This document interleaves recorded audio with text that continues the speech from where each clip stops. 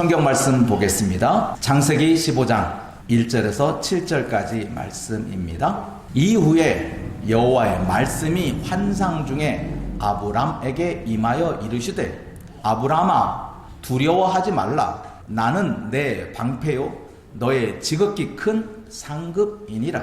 아브람이 이르되 주 여호와여 무엇을 내게 주시려 하나이까? 나는 자식이 없사오니 나의 상속자는 이 다메섹 사람이라. 아브람이 또 이르되 주께서 내게 씨를 주지 아니하셨으니 내 집에서 길린 자가 내 상속자가 될 것이니이다. 여호와의 말씀이 그에게 임하여 이르시되 그 사람이 내 상속자가 아니라 내 몸에서 날 자가 내 상속자가 되리라 하시고 그를 이끌고 밖으로 나가 이르시되 하늘을 우러러 무뼈를 셀 수 있나 보라. 또 그에게 이르시되 내 자손이 이와 같으리라. 아브람이 여호와를 믿으니 여호와께서 이를 그의 의로 여기시고 또 그에게 이르시되 나는 이 땅을 내게 주어 소유를 삼게 하려고 너를 갈대아인의 우르에서 이끌어낸 여호와니라. 은혜밖에 없습니다. 우리의 삶에 은혜는 항상 있습니다. 그러나 그 은혜를 누리며 사는 사람은 많지가 않습니다. 오늘은 아브라함이 여호와를 믿으니 이것이 그의 의로 여기셨다라고 하는 말씀에 비추어서 은혜, 믿음의 은혜를 한번 생각해 보려고 합니다. 먼저 우리가 오늘 말씀이 어떻게 주어지게 됐는지를 상황 설명을 좀 가져야 됩니다. 우리가 지난주에 그돌라오멜의 연합군을 아브라함의 가솔들 집에서 길리운 자 318명이 쫓아가서 다 부숴버렸다. 그리고 아브라함 조카 롯과 빼앗겼던 모든 재물과 친척들을 다 찾아왔다라고 하는 말씀을 드렸습니다. 바로 그 일 후에 소돔왕 베라와 살렘왕 멜기세덱이 아브라함을 영접하였고 아브라함은 멜기세덱에게 자기가 얻은 것의 10분의 1을 드린 것을 말씀드렸고 소돔왕 베라가 사람은 내게 주고 재물은 네가 다 가지라고 했을 때 아브라함은 실오라기 하나라도 당신은 가지지 않겠다. 그 이유는 당신이 나를 치부하게 하였다. 내가 아브라함을 부자 만들게 하였다라는 말을 하지 못하게 하려고 소돔왕 베라의 건의를 거절했다는 것까지 보았습니다. 오늘 말씀은 그 후에 일어났던 일입니다.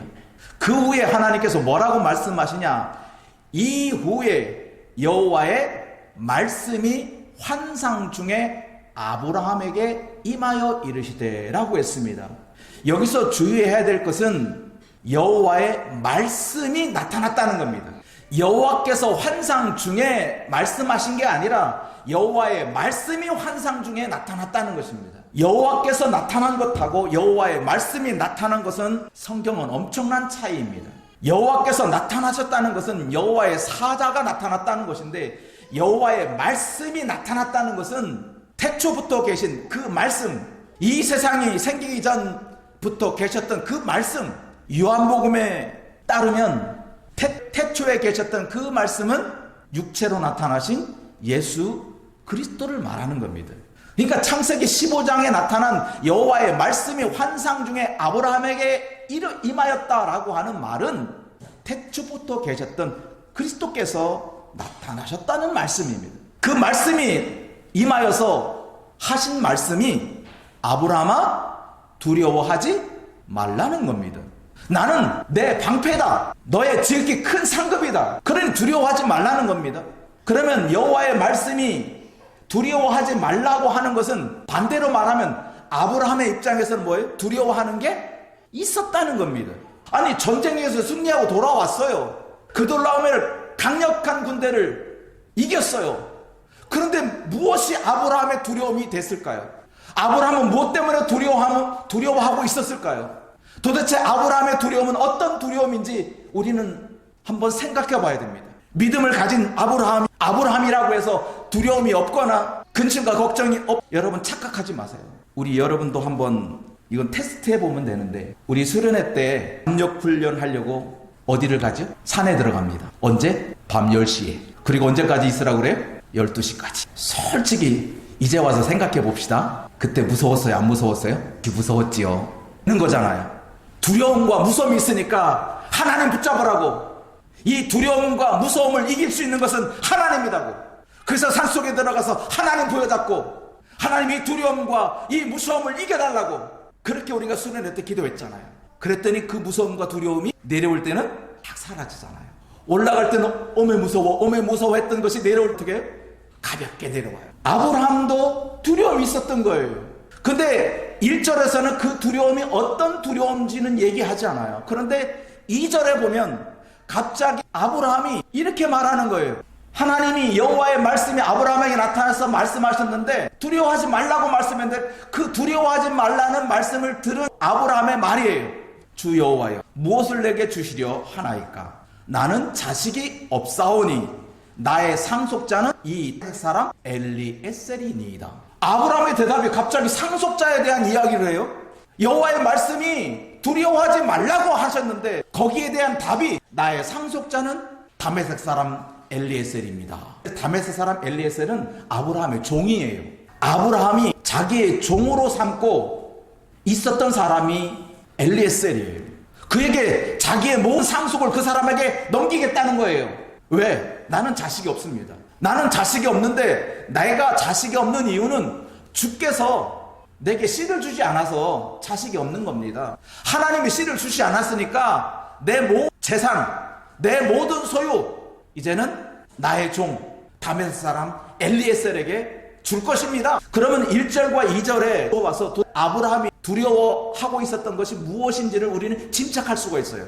자식이 없다는 것에 대한 두려움. 주님께서 내게 씨를 주지 않아서 자식이 없으니까 이제 어떡할까? 이 두려움. 또 하나의 두려움을 제가 생각해 볼. 그돌라오멜 군 연합군을 다 몰살시켰잖아요. 그러면 그돌라오멜의 족속이 아브라함을 가만두겠냐 이거예요. 이겼으니까 저 사람은 나를 두 번 다시 공격 안 할 것이라고 하는 게 아니라, 이 그돌라오멜의 군대는 그 세력이 어마어마하거든요. 그러니 그돌라오멜의 추가 군대가 자기를 또 공격해 오면 그 사람들은 인정사정 없어요. 우리가 영화 같은 데 보면, 서부 영화 같은 데 보면 인디안들이 어떻게 죽이죠? 목을 따가지고 요거만 이렇게 매달아 놓잖아요. 그 야만인들이거든요. 사람의 피부를 벗겨요. 그래서 죽여요. 그게 야만인들의 행위거든요.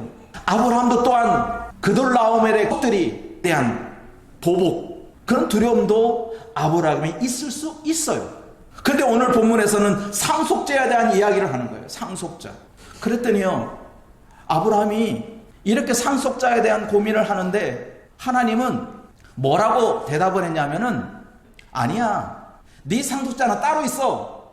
너는 지금 상속자를 다메섹 사람 엘리에셀이라고 하는데 아니야. 누구니 보세요. 여호와의 말씀이 그에게 임하여 이르시되 그 사람이 내 상속자가 아니라. 여기 그 사람은 누구죠? 엘리에셀을 말합니다. 네가 생각하고 있는, 네가 계획하고 있는 상속자 다메섹 사람 엘리에셀 아니야. 아닌데 내 몸에서 날짜가 내 상속자가 되고. 자기는 자식이 없어요. 근데 하나님이 말하는 거예요. 내 몸에서 날 상속자가 내 상속자다. 내 몸에서부터 난다. 그리고 말합니다. 아브라함을 밖으로 인도해내서 하늘을 쳐다봐라. 별들이 반짝반짝거리고 있지. 너 저거 한번 헤아려 볼래? 헤아릴 수가 없어. 봐라. 내 자손은 저렇게 하늘에 수많은 별들처럼 막 될 것이다. 그랬더니 아브라함이 여호와를 믿으니 여호와 그의 의로 했다는 거예요. 여기서 우리가 알아야 됩니다. 아브라함이 무엇을 믿었는지에 대한 이야기. 믿음의 실체를 알아야 돼요. 믿음의 실체. 첫 번째, 무엇을 믿었죠? 상속자는 누구다? 엘리에셀. 생각하는 상속자, 네가 가진 것을 물려줄 받을 사람, 그 다메섹 사람 엘리에셀 생각하는 그 사람 아니다는 거예요. 아니고 내가 내게서 날짜가 있다.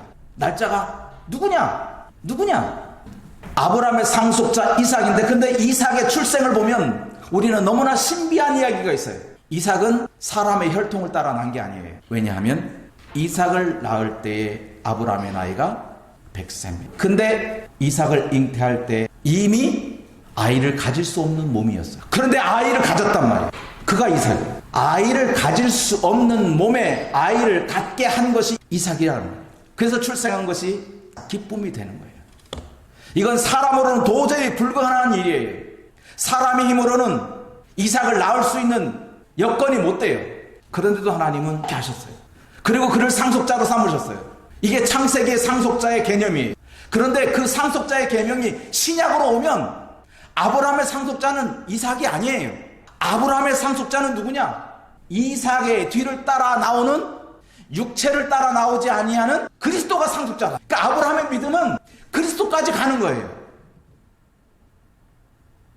자기 아들이 태어난다, 자기 아들이 이삭이 있을 것이다, 하늘의 무뼈처럼 그렇게 자손이 많아질 것이다 라고 하는 그 개념에서 우리가 기억해야 될 것은, 아브라함의 상속자는 이삭으로부터 시작된 그 상속자가 누구에까지 이어진다? 메시아, 곧 그리스도에게 이어진다는 거예요.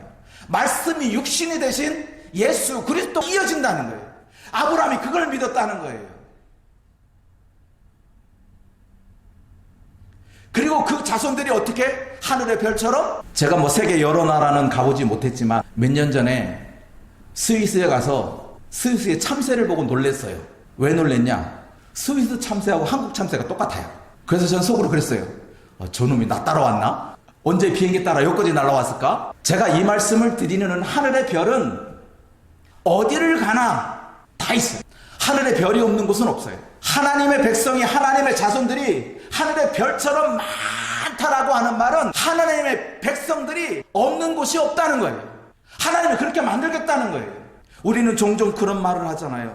아니, 저 산골에 예수 믿는 사람이 어떻게 있지? 아니, 저 산골에 어떻게 교회 종탑이 서 있지? 교회 건물이 서 있지? 신통방통한 일이 우리 주변에 너무나 많이 있어요. 사람의 계획으로는 하나님의 백성들이 그 먼 곳에, 그 산간 오지 벽지에 있으리라고 하는 생각은 전혀 들진 않아요. 근데 복음을 증거하는 사람들의 모습을 보면 그것에도 하나님의 백성이 있더라는 거예요. 왜? 하나님의 백성은 하늘의 별처럼 퍼져 있어요. 한 곳에 몰려 있지 않아요. 아브라함이 그것을 믿은 거예요. 내 자손이 하늘의 별처럼 아브라함의 혈통이 곳곳에 흩어질 것을, 그걸 믿는 게 아니에요. 아브라함의 혈통은 제한적일 수밖에 없어요. 아무리 많고 많아도 아브라함의 피를 이어받은 그 자손은 세상에 가득 찰 수 없어요. 하늘의 별처럼 될 수가 없어요. 그 증거가 있어요. 여러분들의 자손을 다 모아버리면, 우리 김혜택 장모님 손자 다 모으면 몇 명이에요? 아마 그 자손의 자손까지 사돈의 8촌까지 다 모으면 한 200명 될까요? 사돈의 8촌 다 모으면 더 되죠? 그래요. 국한적이라는 말이에요. 혈통적으로 사돈의 8촌을 다 모아도 그건 국한적이에요. 하늘의 별처럼 될 수가 없어요. 헤아릴 수 있어요. 근데 아브라함에게 약속하신 이 믿음은 내 자손의 하늘의 별처럼 헤아릴 수 없을 만큼, 세상에 어디 가나 하늘의 별이 있는 것처럼 그렇게 많게 하겠다는 것은 아브라함의 혈통에 대한 이야기가 아니에요. 그래서 오늘날 우리들은, 예수를 믿는 사람들은 다 뭐예요? 아브라함의 자손이라고 말하는 거예요. 왜? 아브라함의 믿음을 따라 우리가 하나님의 백성으로 복귀했기 때문에, 하나님의 백성이 되었기 때문에 우리는 오늘날도 우리가 아브라함의 자손입니다 라고 고백하는 거예요. 우리는 혈통적으로 아브라함의 피가 조금은 섞였겠죠. 우리 선조 쫓아가면 아브라함의 피가 조금은 있겠지만, 그래서 아브라함의 혈통이라고 우리가 주장하지는, 우리의 혈통은 무슨 혈통이지? 헌법에도 있어요. 홍익인간.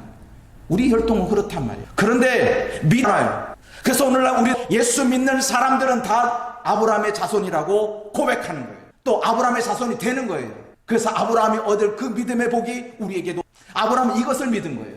상속자가 이삭으로부터 시작해서 그리스도에까지 이어지는 거예요. 그래서 성경은 이렇게 말하는 거예요. 시작. 이 약속들은 아브라함과 그 자손에게 말씀하신 것인데 가르쳐 그 자손들이라 하지 아니하시고 한 사람을 가르쳐 내 자손이라 하셨으니 곧 그리스도라 하는 거예요. 아브라함의 지금 상속자에 대한 이야기를 하시는데, 그 상속자의 아브라함의 자손은 누구다? 그리스도. 우리에게 주어진 믿음의 조상 아브라함의 계보예요. 아브라함과 우리는 믿음으로 연결된 거예요. 하나님의 백성들은 어디를 가나 아브라함의 자손이 되는 거예요.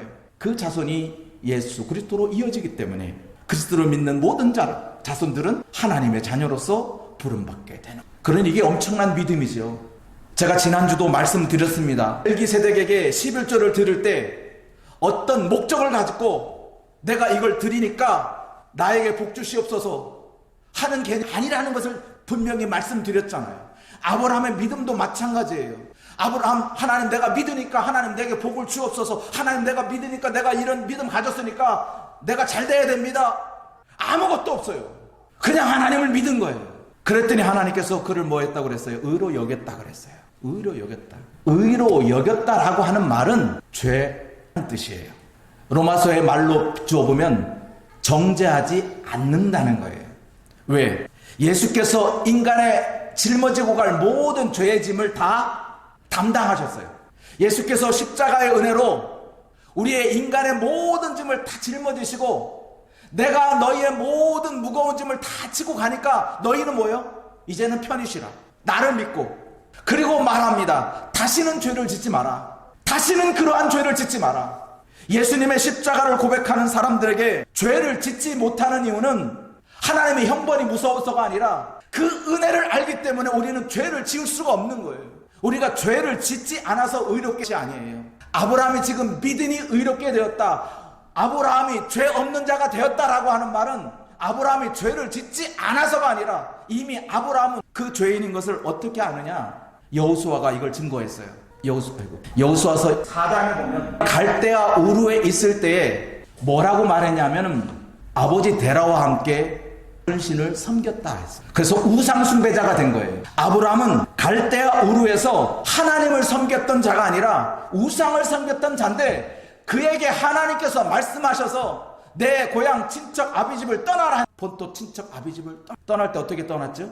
믿음으로 갈 바를 알지 못하고 믿었다는 거예요. 그래서 하나님은 그 믿음을 보시고 그를 의롭다 여긴 거예요. 죄를 짓지 않아서 너는 우상 숭배자지만 나는 너를 죄 있다 하지 않는다. 왜? 너는 나를 믿었다는 거예요.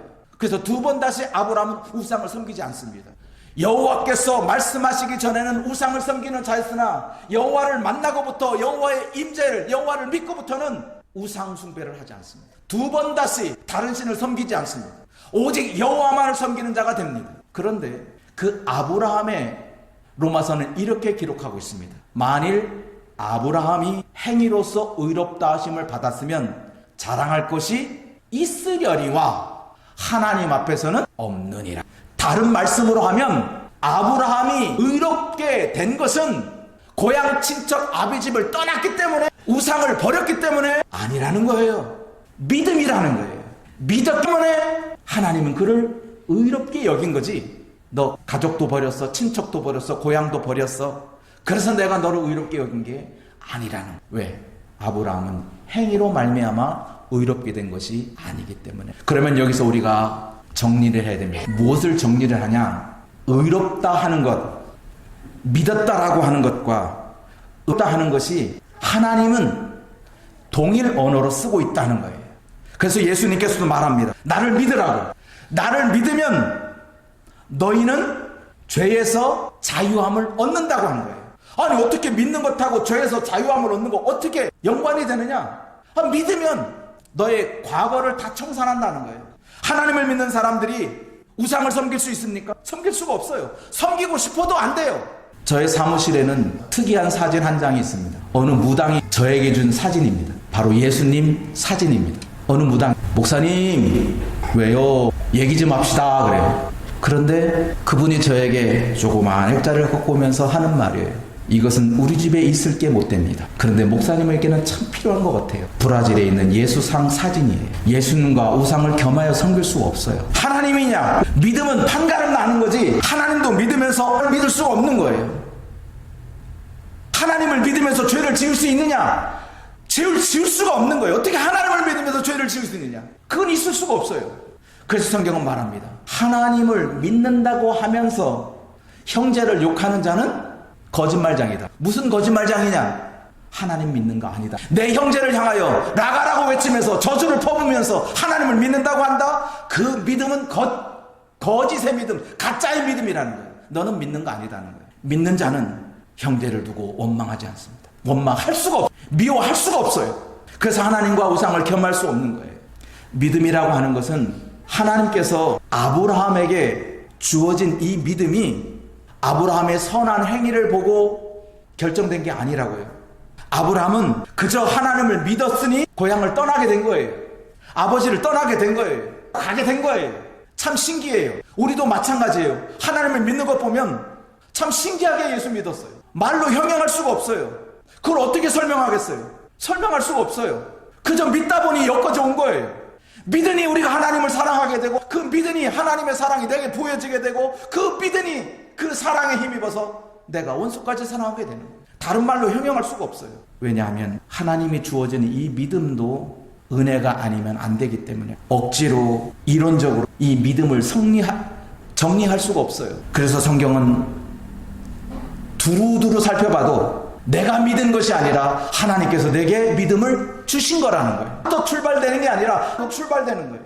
하나님이 내게 믿음을 주셔서 내가 믿은 거지, 내가 믿어서 하나님을 알아가는 게 아니에요. 그래서 믿음도 은혜라고. 그 성경은 저는 이렇게 정리해 봅니다. 믿음이 은혜라면 의롭게 된 것도 은혜입니다. 믿음과 은혜가 같다라고 하는 말을 표현한 거예요. 은혜 받았습니다 하는 말과 믿는다는 말은 같은 말이에요. 하나님 은혜 받았습니다 하는 말은 하나님 믿습니다라는 말과, 왜? 은혜라고 하는 것과 믿음이라고 하는 것이 같은 의미이기 때문에 그런 거예요. 그러므로 여러분, 자기 자신에게 이렇게 알면 됩니다. 나 은혜 많이 받았어. 그렇게 말할 수 있다면 그 사람은 나 믿음 많아. 우리 한번 여러분 생각해 봅시다. 여러분은 은혜라는 것을 얼마나 많이 간직하고 있습니까? 오늘 아침에 딱 떠서 일어날 때 하나님 은혜로 일어났다고 생각하셨던 분 손 들어보세요. 오우, 그래서 우리는 은혜 없이 못 사는 사람들이에요. 다른 말로 하면 믿음 없이 못 사는 사람들이라고요. 우리 하나님의 백성들은 은혜 없이 못 사는 것처럼 믿음 없이도 못 사는 거예요. 그래서 죽도록 믿는 거예요. 죽도록. 힘이 닳도록 믿는 거예요. 힘들고 어렵지만 내가 은혜를 받고 살아가는 사람이니 내가 믿지 않고는 견딜 수가 없으니까, 그래서 우리는 살아가는 거예요. 그러다 보면 하나님은 내게 가벼운 하늘을 날아갔던 기쁨이 생기는 거예요. 희락이 생기고 쾌락이 생기는 거예요. 그래서 예수 믿는 것을 좋아하고, 그래서 내가 예수 믿는 거지. 내가 이 맛에 예수 믿지. 사람들은 자기 상황에 보면 근심 걱정으로 가득 차 있지만 믿는 자는 절대로 두려워하지 않아요. 그래서 아브라함 그 이후에 아브라함에게는 두려움이 없습니다. 1절에 두려워하지 말라라고 하는 이 말씀을 갖고 아브라함은 믿으니 두려움이 사라져. 그러므로 우리 모든 성도들은 은혜 받은 대로 믿음의 소중함을 깨닫고 그 믿음의 가치가 은혜의 가치와 동일하다는 것을 알고 여러분의 믿음도 여러분의 은혜도 항상 믿음으로 은혜로 살아가는 성도가 되길 간절히 축원합니다. 기도하겠습니다.